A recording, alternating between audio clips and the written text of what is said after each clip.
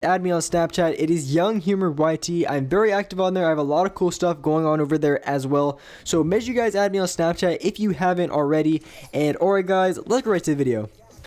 Hey, what is going on guys? It is Young here, and today I'm back in another Fortnite video. In today's video, I'm going to be teaching you guys how you can win against multiple players, whether that be in duo squads or in solo duos or any of those above, or when your teammate dies in a duo game, which in right here, I think coming out of tilted, my teammate unfortunately goes down. So I'm going to be showing you guys how I was able to clutch out this game and win against multiple teams and absolutely destroy them, except for the last team. The last team was like really toxic, like miniguns, turrets, all of those above. They were just spamming the absolute mess out of him, but I was still able to kill him. I'm going to show you guys exactly how I did that.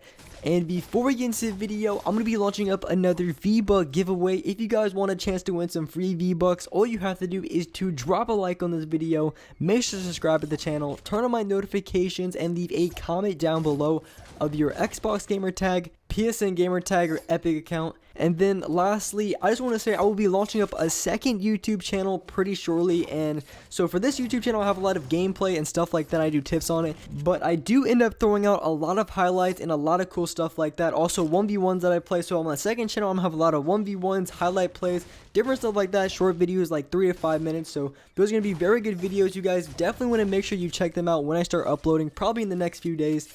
And alright guys, let's get right to the video. So in this gameplay here, I believe I get about 13 kills. It's not that high of a kill game. I mean, it's a decent amount. 13 kills still is a good amount of kills, but it's not like a 15-16 kill gameplay. But in this game specifically, I played very smart, and that was the reason I was able to get a 13 kill. And it's honestly a pretty easy win. I really didn't have to do too much until the end. Like I said, I was getting spammed the absolute mess of it at the end. So those are the hardest gunfights.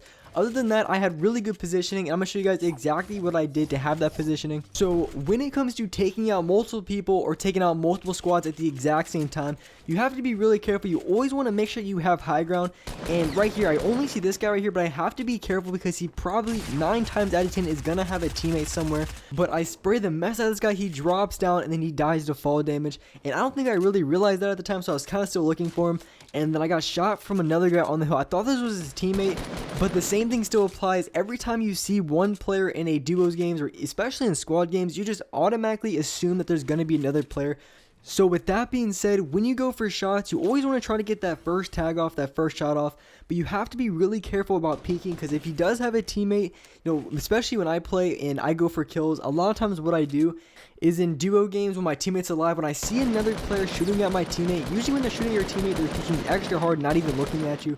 So when they're peeking at your teammate like that, you have a free open shot. A lot of times you can even line up for a headshot and do a lot of damage. And if you're not careful, the exact same thing will happen to you. So what you want to do is you just always want to make sure you want to be careful about, you know, anywhere that you can get shot from. If you think people could be on a hill, then chances are there probably is. And the thing about Fortnite, you could clear out an entire area and there still might be someone else just kind of laying around. So you always have to be careful, always be ready, just in case another player comes from nowhere, just in case another team comes from nowhere. So here I was able to rift out of tilted, and I'm going to be able to see 2 teams looking down by the lake.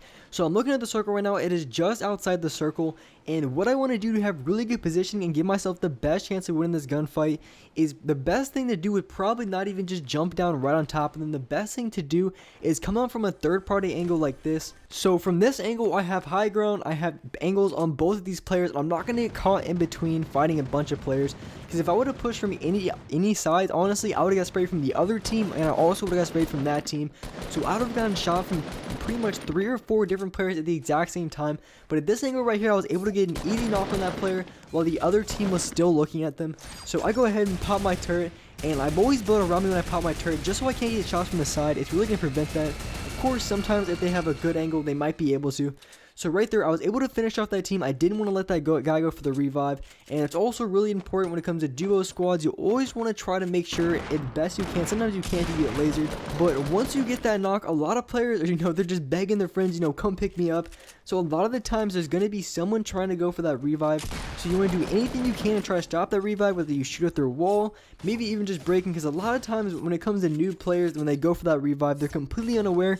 So if you just break their wall and start shooting at them, a lot of times you're going to be able to get a lot of tags off before they even notice, sometimes even kill them. One thing to keep in mind in this situation here, I do notice the storm is coming in. It's going to be coming in 21 seconds. So I'm playing as aggressive as I possibly can because I do not want to get caught by the storm. Because once I start fighting in the storm, that's when it's going to be a GG. That's when it's going to be over. And unfortunately, there is a team right outside the storm that was spraying at me. So my objective right now, I had all the shields that I want. I have a good amount of mats. I'm just trying to get out of this zone. And they have perfect positioning on me. If you look where they are, pretty much if they were really good players, they should have been able to kill me right there in that situation. So, you know, I'm trying to build out. They're spamming rockets at me. They're shooting at me. So I'm trying to give myself a little bit of room. Normally, I would go for a heal. But right here, I didn't want to lose high ground because they would have just sprayed at me. I would definitely say when it comes to duos or squads, it's okay to have low ground. But only have low ground if you have some health. Otherwise, you need to try to get high ground, and then that's where you want to pop your heals, because I guarantee you're not going to be able to pop any heals whatsoever if you try to pop them on low ground, because you're going to get scar spam, P90 spam up against your wall, and eventually you're going to get picked off, they're going to get some tags, and you're going to die. So when you're low on health and you know that there's other players, then that's when you definitely want to go for high ground, when you're going to go for the heals. But if there's only one player, a lot of times you can hold them off and, you know, have enough time to pop off a mini or two. But when it comes to two players spraying you at the exact same time, you're going to have absolutely no time at all. So you want to have high ground, you know, get in an angle where they're not going to be able to shoot you. But of course, the best alternative is just not get shot at first. Just don't get hit by a rocket. Don't get hit by a sniper. You know, sometimes it happens, but just try to prevent it as much as possible. Here, I made a really smart play that's definitely going to pay off for me. So I decided not to push that team over there because there was another team behind them that was shooting at them. So if I would have gotten to the middle of that, I guarantee that would have been RIP. I would have been done for sure.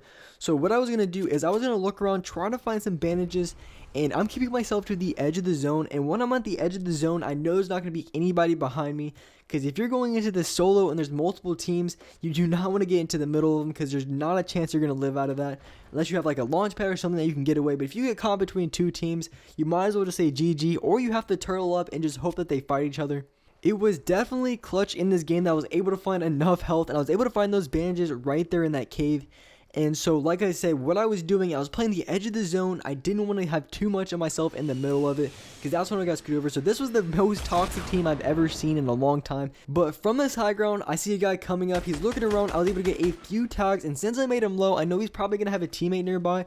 But I want to play as aggressive as I possibly can, because I know I got that team on top of the hill, and this guy is low. So I tag him again, and I really wanted to go for that finish on him because he was super low. But I also had another team spraying up from behind me, and that guy would have been turtled in.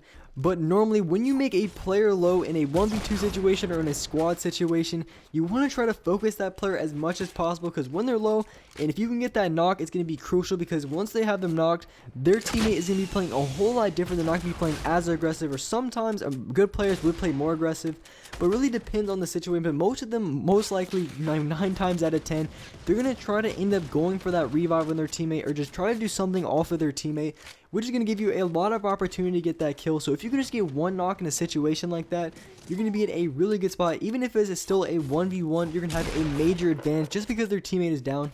So with the last two teams, the reason why you want to stay on one side, you don't want to get caught in the middle, is for this exact reason. This guy's getting spam turreted by the guys on the hill, and I'm behind him with the RPG spraying the walls out. So unfortunately, I really wanted to go for the kill on this guy quickly, just because he had a lot of mats. And that's just another thing. If you want to have mats, you have to be able to kill players quickly, because the longer you drag with the gunfight, the less and less mats that other player is going to have.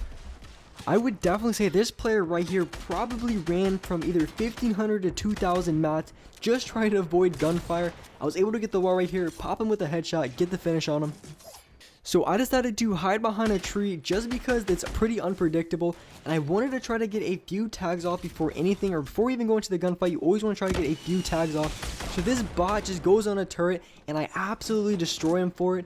And thank goodness I was able to kill him right there, because having a turret spam at you and another player spam at you at the exact same time is going to be making it very difficult to get that finish. Since I had his teammate knocked, I was trying to play a little bit slower because I didn't have very many mats. The best way to get mats would have been able to finish his teammate, but I had no idea where his teammate was, so I wasn't able to finish him. But as long as his teammate's down, I'm able to play exactly how I want. I'm going to play a little bit slower, but I'm keeping in mind, I'm being cautious of him going for that revive, because the second he gets revived, he's going to have a ton of heals, a ton of bandages, ton of health. So I definitely want to make sure that he doesn't get revived, but at the same time, I don't want to play too quickly on the other player, just because of my mat count. Normally when you have low mats, you wouldn't play very aggressive, but since it was so much builds, it was really unnecessary to play that aggressive. And I had impulse grenades, so I can get to the zone pretty quickly. If you're able to rotate to the next zone quickly, you're gonna have a big advantage on the other player, because you're gonna laser him, because pretty much when the storm's coming in, it's moving in very quickly.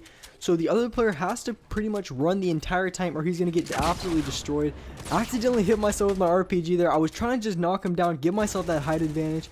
So I'm dropping down here, get one shot on him, was able to get the finish. And alright guys, that's gonna wrap up for this video. Hope you guys enjoyed this video, hope you guys liked it. If you guys did, make sure to turn on those notifications and make sure to subscribe to the channel if you haven't already. And I'll see you guys in the next video.